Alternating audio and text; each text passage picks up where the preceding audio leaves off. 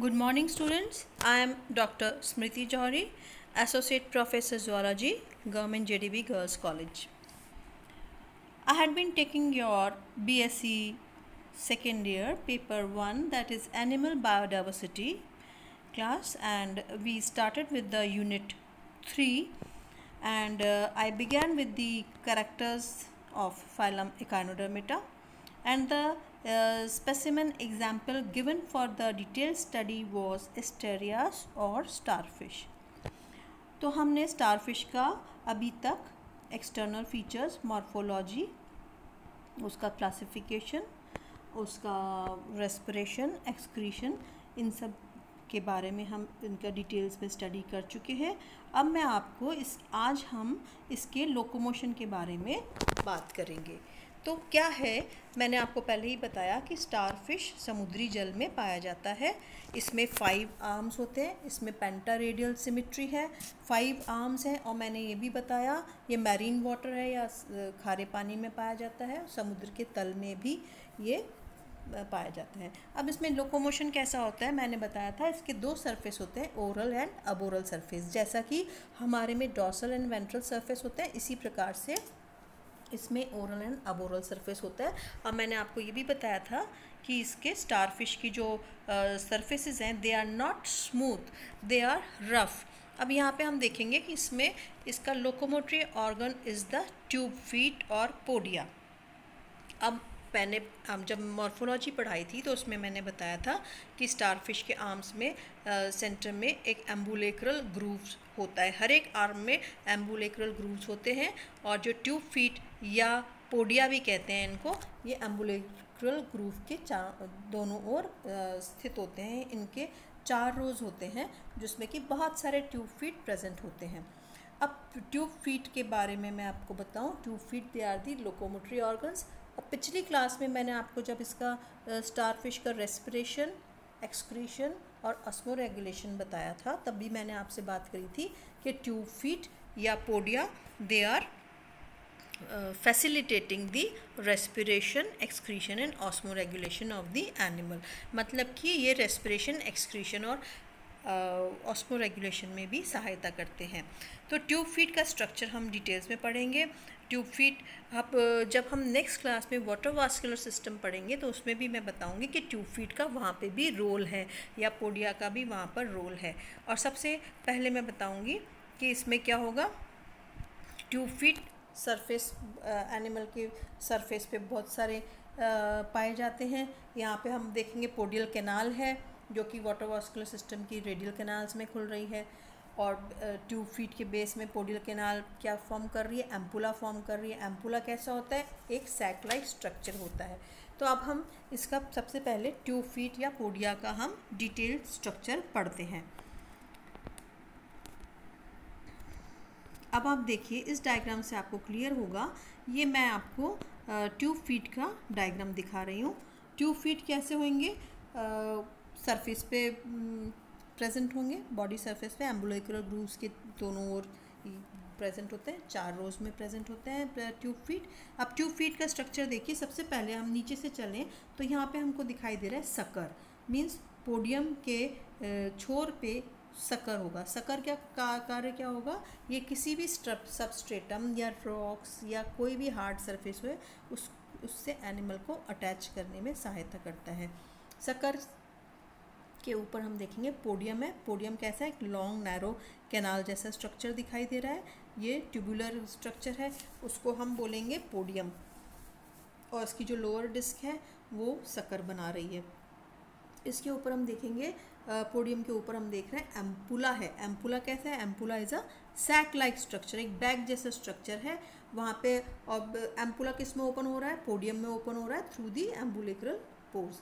और यहाँ पे हम देख रहे हैं एम्बुलेक्रल ऑसाइकल्स भी है जो कि उसको स्टिफनेस प्रदान कर रहा है.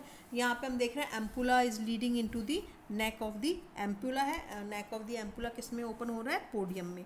अब इसके फंक्शन क्या क्या हो रहे हैं या ट्यूब फीट लोकोमोशन में कैसे सहायता कर रहा है, मैं इसके बारे में आपको बताती हूँ. सबसे पहले जो पोडिया है या ट्यूब फीट है, ये एक थिन वॉल्ड स्ट्रक्चर है. मतलब इसकी जो मेम्ब्रेन है वो थिन वॉल है, क्योंकि हमने पिछली क्लास में पढ़ा कि ये रेस्पिरेशन और एक्सक्रीशन में सहायता कर रही है, तो इसलिए इसका थिन वॉल होना ज़रूरी है, क्योंकि ये एक्वेटिक एनिमल है, वाटर के संपर्क में रहता है निरंतर ये। तो अब हम इसके स्ट्रक्चर के बारे में पढ़ते हैं डिटेल्स में। ट्यूब फीट को हम पोडियम भी कहते हैं। पोडियम कैसे होते हैं? हॉलो होते हैं, मतलब खोखले होते हैं अंदर से, इलास्टिक होते हैं क्योंकि इसमें कॉन्ट्रैक्शन एंड एक्सपेंशन भी दिखाई देगा। इलास्टिक होते हैं, थिन वॉल्ड होते हैं और एक क्लोज्ड सैक लाइक या छोटा सा बैग लाइक स्ट्रक्चर होता है। इसमें एक अपर सैक होता है जिसको कि हम एम्पुला कहते हैं, और एक ट्यूबुलर रीजन होता है जिसको कि हम पोडियम कहते हैं, और सबसे तीसरा या सबसे नीचे या लोअर डिस्क लाइक स्ट्रक्चर होता है वो एक फ्लैटेंड सकर होता है। अब एम्पुला कहाँ पाया जाएगा? एम्पुला क्या करता है, जब हमने देखा कि स्टार फिश के 5 आर्म्स हैं, तो जो एम्पुला होगा ये आर्म्स के अंदर सिचुएटेड होगा, और बाहर जो निकलते हैं, जो बॉडी सरफेस को रफनेस प्रदान कर रहे हैं, खुरदरापन प्रदान कर रहे हैं, तो ये इसका पोडियम होता है जो कि एनिमल की बॉडी के बाहर निकला हुआ होता है और सीलिया से सराउंडेड होता है। तो एम्पुला क्या करेंगे? एम्पुला आर्म के अंदर होते हैं और सीलोम, बॉडी सीलोम के अंदर प्रोजेक्ट करते हुए होते हैं, तो इसको हम क्या कहते हैं? एम्बुलेक्रल ग्रूव भी कहते हैं, ठीक है। और इनके आसपास एम्बुलेक्रल ओसाइकल्स होते हैं जो कि उसको स्टिफनेस या एक निश्चित शेप प्रदान करते हैं इसको। ट्यूब फीट क्या होते हैं? ट्यूब फीट ये एक्सटर्नल प्रोजेक्शंस होते हैं, बॉडी वॉल से बाहर निकलते हैं, पर ये आपस में इनके आसपास सीलिया होता है या सीलिएटेड एपिथेलियम से सराउंडेड होते हैं, वो उसको कवर करके रखता है सीलिएटेड एपिथेलियम। और सीलोमिक एपिथेलियम को हम जो अंदर होती है उसको हम सीलोमिक एपिथेलियम कहते हैं, उसको या पेरिटोनियम भी कहते हैं। और ये इनके आसपास क्या होंगे? लॉन्जिट्यूडनल मसल फाइबर्स होते हैं। इन मसल फाइबर्स के कॉन्ट्रैक्शन से ये पोडियम भी कॉन्ट्रैक्ट और एक्सपेंड होता है। अब पोडिया कैसे अरेंज होते हैं? They are arrange in 2 double rows, मतलब टोटल 4 रोज होंगे एम्बुलेक्रल ग्रूव के आसपास, ये 2 डबल रोज में अरेंज होते हैं। और ट्यूब फीट या podia they are the chief locomotory and respiratory organs of asterias. अब इनका फंक्शन क्या होगा? ट्यूब फीट का फंक्शन क्या होगा इसके बारे में हम पढ़ते हैं। ट्यूब फीट के ये मैंने आपको बता ही दिया, ये देखिए इसमें सब लिखा हुआ है कि ट्यूब फीट कैसे हैं। कनेक्टिव टिश्यू से आसपास है कनेक्टिव टिश्यू, सीलिएटेड एपिथेलियम है, पेरिटोनियम है, मसल फाइबर्स हैं इनके आसपास। अब इनका हम फंक्शन पढ़ते हैं, इनका फंक्शन क्या होता है। मैंने आपको बताया था कि जब वाटर वास्कुलर सिस्टम के बारे में हम पढ़ेंगे तो हम देखेंगे ट्यूब फीट का भी इसमें योगदान रहेगा to maintain the water inflow and outflow of the water from the surrounding areas. तो इसका फंक्शन क्या होएगा कि वाटर वास्कुलर सिस्टम क्या है? मैंने बताया कि ये सीलिया से सराउंडेड होएगा। सीलिया के मूवमेंट से ही जो बाहर का वाटर होएगा वो बॉडी के अंदर आएगा, और इनके सीलिया के मूवमेंट से ही वो बाहर भी जाएगा। इसमें इस फ्लूइड के अंदर क्या क्या होगा? सीलोमिक फ्लूइड के अंदर क्या क्या होंगे? सीलोमोसाइट्स होंगे, मतलब छोटे छोटे सेल्स होंगे, उनको सीलोमोसाइट्स कहते हैं क्योंकि वो सीलोम में प्रेजेंट होते हैं। थोड़ा सा प्रोटीन होगा और पोटेशियम आयंस का रिच कंसंट्रेशन होगा, मींस काफ़ी मात्रा में पोटेशियम आयंस प्रेजेंट होते हैं सीलोमिक फ्लूइड में। ये सिस्टम जो होएगा ये एक हाइड्रोलिक सिस्टम जैसे काम करता है, मतलब वाटर को अंदर लाएगा और उसी तरह से उसको बाहर भी छोड़ देगा। और हाइड्रोलिक सिस्टम मतलब वाटर एक पोर्शन से दूसरे पोर्शन में जाएगा और वो लोकोमोशन में सहायता करेगा, एनिमल को सबस्ट्रेटम से अटैच करने में भी सहायता करेगा।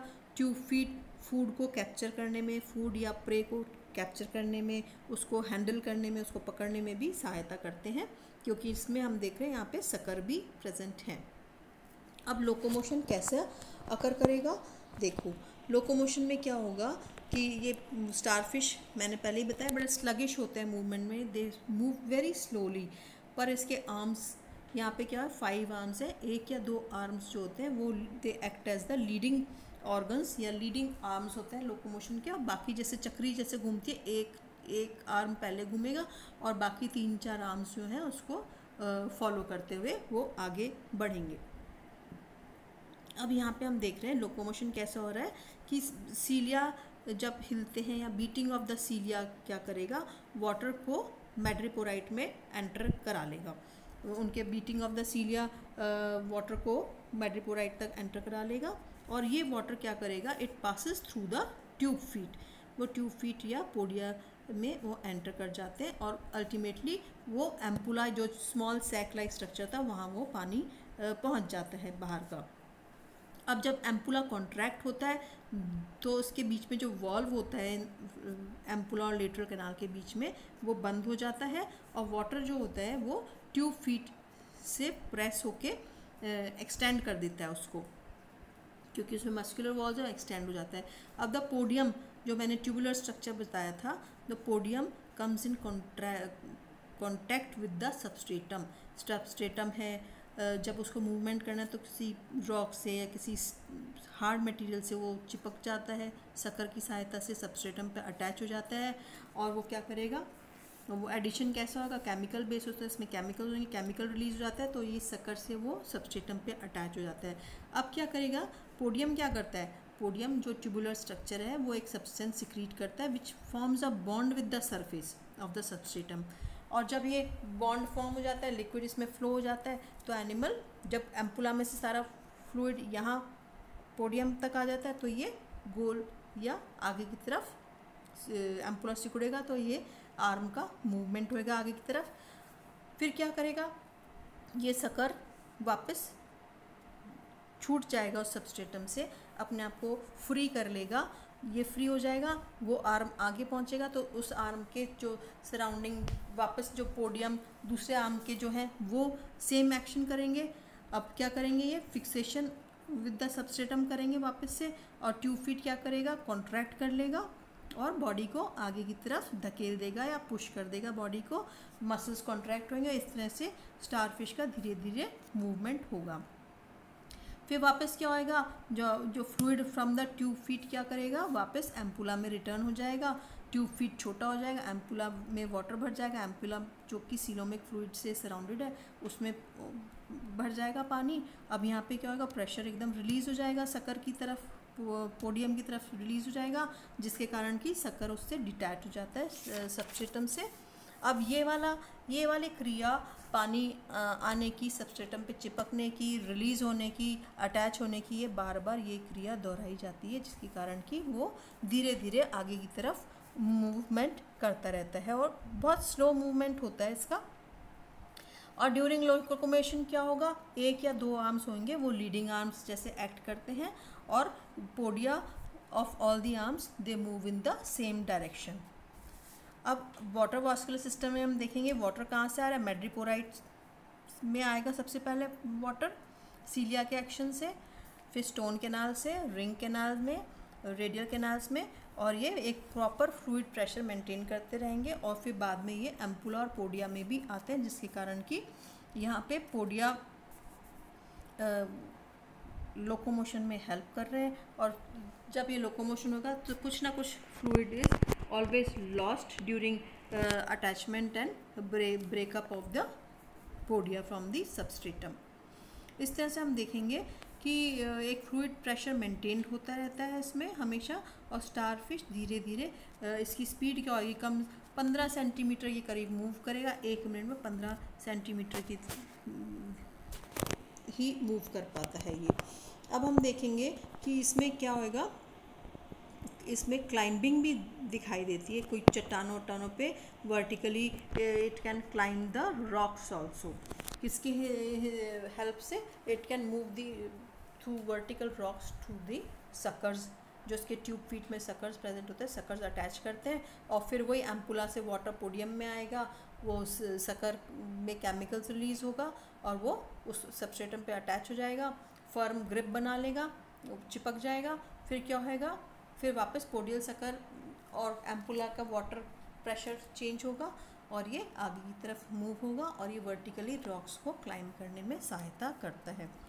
और अगर स्टारफिश बाई चांस उल्टा गिर भी जाता है तो ये वापस अपने पोडिया और के शक्कर के हेल्प से वापस अपने को मोड़कर ये वापस सीधा हो जाता है। यहाँ पे हम देख रहे हैं कि जो ट्यूब फीट हैं ये फूड को कैप्चर करने में भी सहायता कर रहे हैं, क्योंकि एक्सटर्नल सरफेस पे प्रेजेंट हैं पूरे स्टारफिश में, तो ये जो सकर्स हैं वो इसके प्रे है या जो भी इसका खाद्य पदार्थ है उस पर ये एडिशन करते हैं या चिपक जाते हैं, सकर की सहायता से अटैच हो जाते हैं और फूड को या जो भी प्रे है उसको ये कैप्चर कर लेता है या झपट लेता है और ये उसका भोजन बना लेते हैं। तो हम यहाँ देख रहे हैं कि ट्यूब फीट जो कि थिन वॉल्ड स्ट्रक्चर थे, दो स्ट्रक्चर से मिलके बन रहे थे, एम्पुला एंड पोडियम, और एम्बुलेक्रल ग्रूव्स में प्रेजेंट थे।